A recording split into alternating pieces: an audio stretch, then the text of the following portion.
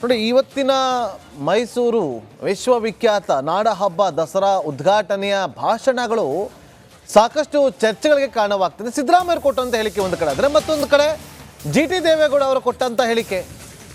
ಹಾಡಿ ಹೋಗಲಿದ್ದಾರೆ ಸಿದ್ದರಾಮಯ್ಯ ಅವರನ್ನ. ಚಾಮುಂಡಿ ದೇವಿಯ ವರಪುತ್ರ ಅವರು ಯಾವುದೇ ಕಾರಣಕ್ಕೂ ಕೂಡ ರಾಜೀನಾಮೆ ಕೊಡೋ ಅವಶ್ಯಕತೆ ಇಲ್ಲ ಅಂತ ಹೇಳಿ GT ದೇವೇಗೌಡ ಅವರು ಹಾಡಿ ಹೋಗಲಿದ್ದಾರೆ. ಅವ್ರು ಯಾವತ್ತೂ ಕುಟುಂಬವನ್ನು ನೋಡಿದವರಲ್ಲ. ಅವರು ಈ ವಯಸ್ಸಲ್ಲೂ ಕೂಡ ಜನರಿಗೋಸ್ಕರ ಸೇವೆಯನ್ನು ಸಲ್ಲಿಸಿದ್ದಾರೆ ಅಂತ ಇವತ್ತು ದಸರಾ ಉದ್ಘಾಟನೆ ಅಧ್ಯಕ್ಷತೆಯನ್ನು ವಹಿಸಿದಂತಹ GT ದೇವೇಗೌಡ ಅವರು JDSನ ಶಾಸಕರು. ಯಾಕೆ JDSನ ಶಾಸಕರು ಹೊಗಳಬಾರ್ದು ಅಂತನ ಅಲ್ಲ, ಆದರೆ ಇವತ್ತು ಅವರು ಆಯ್ಕೆ ಮಾಡಿಕೊಂಡಂಥ ವೇದಿಕೆ ಕೊಟ್ಟಂಥ ಸಂದೇಶ ಸಾಕಷ್ಟು ಚರ್ಚೆಗಳು ಕಾರಣವಾಗ್ತಾ ಇದೆ. ಅವರು ಕೊಟ್ಟಂಥ ಹೇಳಿಕೆ, ಅವರು ಸಿದ್ದರಾಮಯ್ಯ ಪರ ಬ್ಯಾಟ್ ಮಾಡಿದಂಥ ರೀತಿಗೆ ಕಾಂಗ್ರೆಸ್ನ ನಾಯಕರು ಫುಲ್ ಫಿದಾ ಆಗಿದ್ದಾರೆ. ಇವತ್ತು ಕೇಳಿ.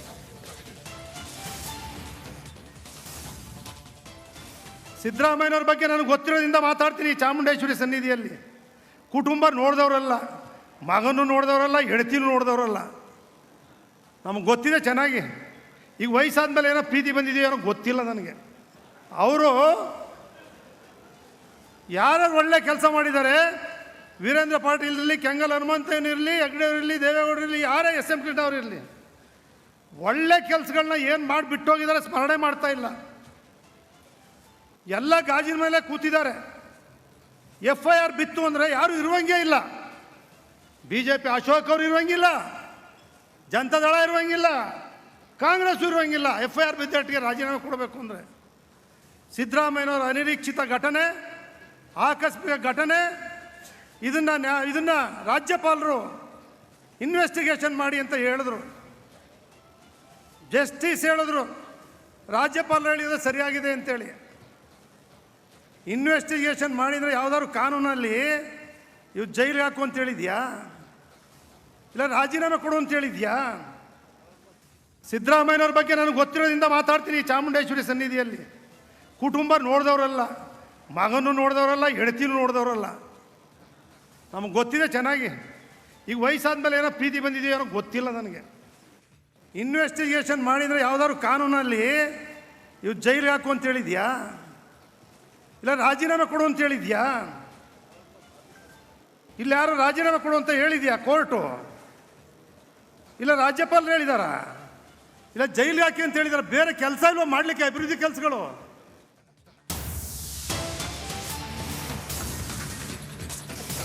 FIR ಆದವರೆಲ್ಲ ರಾಜೀನಾಮೆ ಕೊಡಬೇಕಾಗಿಲ್ಲ. ಆರ್ ಅಶೋಕ್ ಅವ್ರ ಮೇಲಾಗಿಲ್ವಾ? JDS ನಾಯಕರು ಅವ್ರ ಮೇಲಾಗಿಲ್ವಾ? ಈಗ ಎಲ್ಲ ಗಾಜಿನ ಮೇಲೆ ಕೂತಿದ್ದಾರೆ. ಕೇಂದ್ರದಲ್ಲಿ ಮಂತ್ರಿ ಆದವ್ರಿಗೆ ಜವಾಬ್ದಾರಿ ಬೇಡವಾ? ಯಾವ ಮಂತ್ರಿ ಬಗ್ಗೆ ಮಾತಾಡಿದ್ರು ಅಂತ ಅವರು ನೇರವಾಗಿ ಹೇಳಬೇಕಷ್ಟೇ. ಕುಮಾರಸ್ವಾಮಿ ವಿರುದ್ಧವೂ ಕೂಡ ಅವರು ಸಿಡಿದಿದ್ದಾರೆ ಅನ್ನೋದು ಇಲ್ಲಿ ಸ್ಪಷ್ಟವಾಗಿ ಗೊತ್ತಾಗ್ತಾ ಇದೆ. FIR ಆದವರೆಲ್ಲ ರಾಜೀನಾಮೆ ಕೊಡಲಿ, ಬನ್ನಿ ಎಲ್ಲ ಕೊಡೋಣ. ಕಾಂಗ್ರೆಸ್ ಅವರು ಕೊಡಲಿ, JDS ಅವರು ಕೊಡಲಿ, BJP ಅವರು ಕೊಡಲಿ ಅಂತ ಹೇಳಿದ್ದಾರೆ. ಇವರ ಮಾತಿನ ಮರ್ಮ ಕೇಳಿಸ್ಕೊಳ್ಳಿ, ಏನು ಮಾತಾಡಿದ್ರು ಅಂತೇಳಿ. ಏನು ಅಚ್ಚರಿ, ನಾನು ಹೇಳಿದೆ, ಸ್ಪೆಸಿಫಿಕ್ ಆಗಿ ಹೇಳಿದೆ, ವೇದಿಕೆ ಮೇಲೆ ಸ್ಪಷ್ಟವಾಗಿ ಹೇಳಿದ್ದೀನಿ. FIR ಆದ ಕೂಡಲೇ HD ಕುಮಾರಸ್ವಾಮಿ 2 ಲಕ್ಷ ಹೋಟೆಲ್ ಗೆದ್ದಿದ್ದಾರೆ. ಅವ್ರ ಮೇಲೆ FIR ಇದೆ ಅಂತೇಳಿ ಅವ್ರು ರಾಜೀನಾಮೆ ಕೊಡೋ ಅಗತ್ಯ ಇಲ್ಲ. ಸಿದ್ದರಾಮಯ್ಯನವರು, ಅವ್ರ ಪತ್ನಿ, ಅವ್ರ ಮೇಲೆ ಏನು FIR ಹಾಕಿದ್ದಾರೆ. ರಾಜ್ಯಪಾಲರು ರಾಜೀನಾಮೆ ಕೊಡಿ ಅಂತೇಳಿಲ್ಲ, ಕೋರ್ಟು ರಾಜೀನಾಮೆ ಕೊಡು ಅಂತೇಳಿಲ್ಲ, ಇನ್ವೆಸ್ಟಿಗೇಷನ್ ಮಾಡಿ ಅಂತ ರಾಜ್ಯಪಾಲರು ಹೇಳಿದ್ದಾರೆ. ನ್ಯಾಯಾಲಯ ಅದನ್ನು ಎತ್ತಿಡ್ದಿದೆ. ಅದು ಕೋರ್ಟು ತೀರ್ಪು ಬಂದ ಮೇಲೆ ಏನಾಗುತ್ತೆ ಆ ತೀರ್ಮಾನ ಕೈಗೊಳ್ಳಬೇಕೇ ಹೊರತು ಈಗ ಯಾರು ಸಿದ್ದರಾಮಯ್ಯ ಆಗಲಿ, ಕುಮಾರಸ್ವಾಮಿಯವರಾಗಲಿ, ಯಡಿಯೂರಪ್ಪನವರಾಗಲಿ ಯಾರು ರಾಜೀನಾಮೆ ಕೊಡ್ತಕ್ಕಂಥ ಅಗತ್ಯ ಇಲ್ಲ. ಅಶೋಕ್ ಅವರಾಗಲಿ ಯಾರು ರಾಜೀನಾಮೆ ಕೊಡ್ತಕ್ಕಂಥ ಅಗತ್ಯ ಇಲ್ಲ. ಕೇಂದ್ರದಲ್ಲಿ ಭಾರತೀಯ ಜನತಾ ಪಕ್ಷಕ್ಕೆ 5 ವರ್ಷ ಅಧಿಕಾರ ಕೊಟ್ಟವ್ರೆ, ಕರ್ನಾಟಕದಲ್ಲಿ ಕಾಂಗ್ರೆಸ್ ಪಕ್ಷಕ್ಕೆ.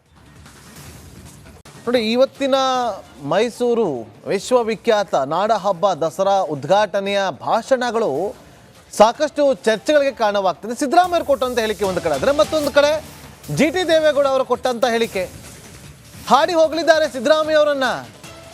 ಚಾಮುಂಡಿ ದೇವಿಯ ವರಪುತ್ರ ಅವ್ರು ಯಾವುದೇ ಕಾರಣಕ್ಕೂ ಕೂಡ ರಾಜೀನಾಮೆ ಕೊಡೋ ಅವಶ್ಯಕತೆ ಇಲ್ಲ ಅಂತ ಹೇಳಿ GT ದೇವೇಗೌಡ ಅವರು ಹಾಡಿ ಹೋಗಲಿದ್ದಾರೆ.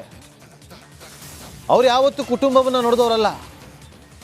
ಅವರು ಈ ವಯಸ್ಸಲ್ಲೂ ಕೂಡ ಜನರಿಗೋಸ್ಕರ ಸೇವೆಯನ್ನು ಸಲ್ಲಿಸಿದ್ದಾರೆ ಅಂತ ಇವತ್ತು ದಸರಾ ಉದ್ಘಾಟನೆ ಅಧ್ಯಕ್ಷತೆಯನ್ನು ವಹಿಸಿದಂತಹ GT ದೇವೇಗೌಡ ಅವರು JDSನ ಶಾಸಕರು. ಯಾಕೆ JDSನ ಶಾಸಕರು ಹೊಗಳಬಾರ್ದು ಅಂತನ ಅಲ್ಲ, ಆದರೆ ಇವತ್ತು ಅವರು ಆಯ್ಕೆ ಮಾಡಿಕೊಂಡಂಥ ವೇದಿಕೆ ಕೊಟ್ಟಂಥ ಸಂದೇಶ ಸಾಕಷ್ಟು ಚರ್ಚೆಗಳ ಕಾರಣವಾಗ್ತಾ ಇದೆ. ಅವರು ಕೊಟ್ಟಂಥ ಹೇಳಿಕೆ, ಅವರು ಸಿದ್ದರಾಮಯ್ಯ ಪರ ಬ್ಯಾಟ್ ಮಾಡಿದಂಥ ರೀತಿಗೆ ಕಾಂಗ್ರೆಸ್ನ ನಾಯಕರು ಫುಲ್ ಫಿದಾ ಆಗಿದ್ದಾರೆ. ಇವತ್ತು ಕೇಳಿ.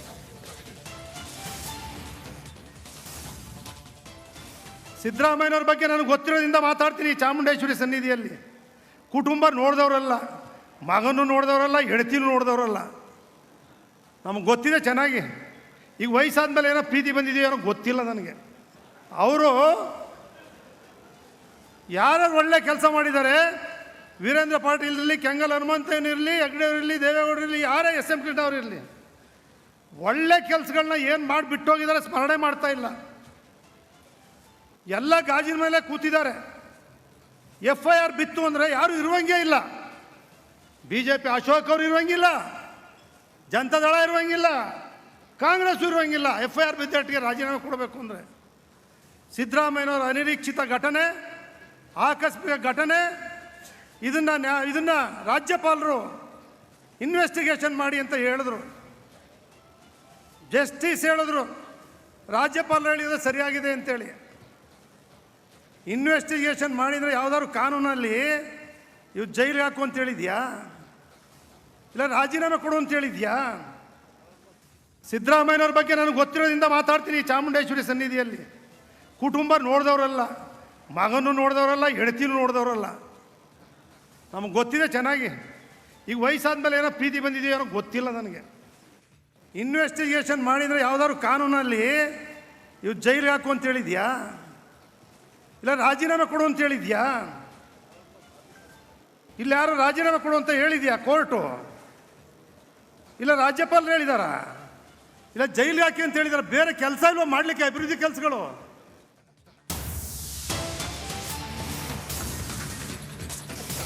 FIR ಆದವರೆಲ್ಲ ರಾಜೀನಾಮೆ ಕೊಡಬೇಕಾಗಿಲ್ಲ. ಆರ್ ಅಶೋಕ್ ಅವ್ರ ಮೇಲಾಗಿಲ್ವಾ? JDS ನಾಯಕರು ಅವ್ರ ಮೇಲಾಗಿಲ್ವಾ? ಈಗ ಎಲ್ಲ ಗಾಜಿನ ಮೇಲೆ ಕೂತಿದ್ದಾರೆ. ಕೇಂದ್ರದಲ್ಲಿ ಮಂತ್ರಿ ಆದವ್ರಿಗೆ ಜವಾಬ್ದಾರಿ ಬೇಡವಾ? ಯಾವ ಮಂತ್ರಿ ಬಗ್ಗೆ ಮಾತಾಡಿದ್ರು ಅಂತ ಅವರು ನೇರವಾಗಿ ಹೇಳಬೇಕಷ್ಟೇ. ಕುಮಾರಸ್ವಾಮಿ ವಿರುದ್ಧವೂ ಕೂಡ ಅವರು ಸಿಡಿದಿದ್ದಾರೆ ಅನ್ನೋದು ಇಲ್ಲಿ ಸ್ಪಷ್ಟವಾಗಿ ಗೊತ್ತಾಗ್ತಾ ಇದೆ. FIR ಆದವರೆಲ್ಲ ರಾಜೀನಾಮೆ ಕೊಡಲಿ, ಬನ್ನಿ ಎಲ್ಲ ಕೊಡೋಣ. ಕಾಂಗ್ರೆಸ್ನವರು ಕೊಡಲಿ, JDS ಅವರು ಕೊಡಲಿ, BJP ಅವರು ಕೊಡಲಿ ಅಂತ ಹೇಳಿದ್ದಾರೆ.